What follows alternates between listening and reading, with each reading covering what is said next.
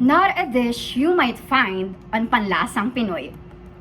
And so, we planned to cook. We assembled the ingredients, sparked the fire's look. My mother, a seasoned culinary art, she could even cook whatever dish it is, even with her eyes closed. But even with her eyes wide open, she can see all that is within me.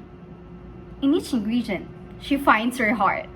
She knows the ingredients well, how many cups of water to put in a pot. I hope she knows me like that. She knows the ingredients well, how much pepper or salt to put in it. I hope she knows me like that. She knows the ingredients well. The proportions of condiments, she knows it very well. The right extent of pressure to put in meat pounding, she knows it very well. But I also hope she knows how much pressure she's putting in me too. How I wish she knows her daughter like that too. If she could just glimpse the flavor that I've concealed, the hidden spices yet to be revealed. And so we started to cook. I didn't know what to put first in the pan. Garlic or onions? Garlic or onions? Garlic or onions? I am so confused. I am so confused.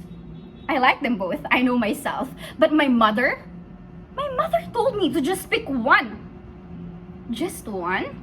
Just one? And there I said, couldn't it just be both?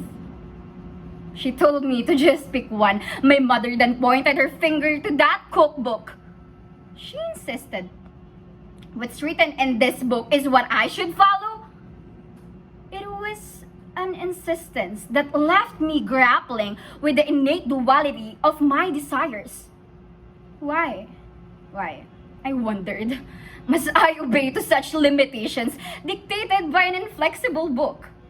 The cookbook, with its pages of prescribed norms, it insisted in its unreasonable and irritating rules that my identity must conform to a singular flavor, overlooking the harmonious blend of garlic and onions that defied my truth.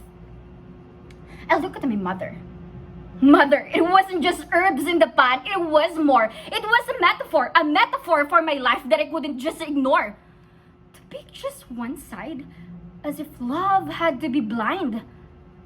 You'll grow out of it, she said with a grin. But no, mother, I've grown with it, embraced from within.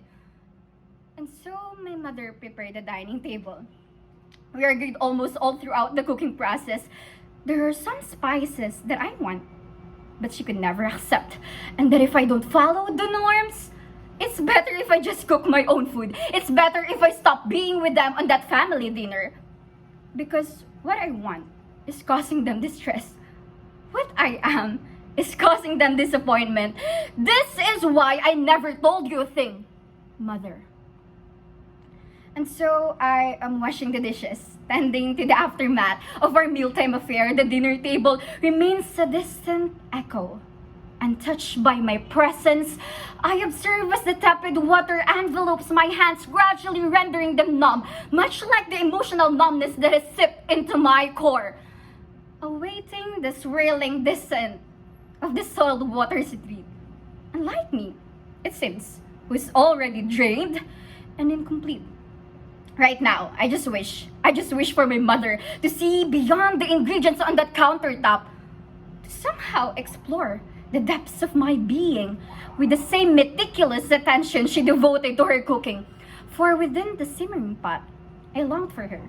I longed for her to savor the authenticity of my truth, a dish crafted with the raw, unfiltered essence of my identity.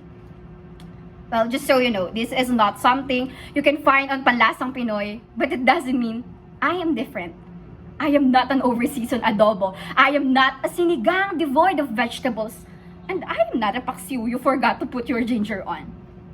I am not a dish mistakenly cooked. I am a new dish you are just not prepared to savor.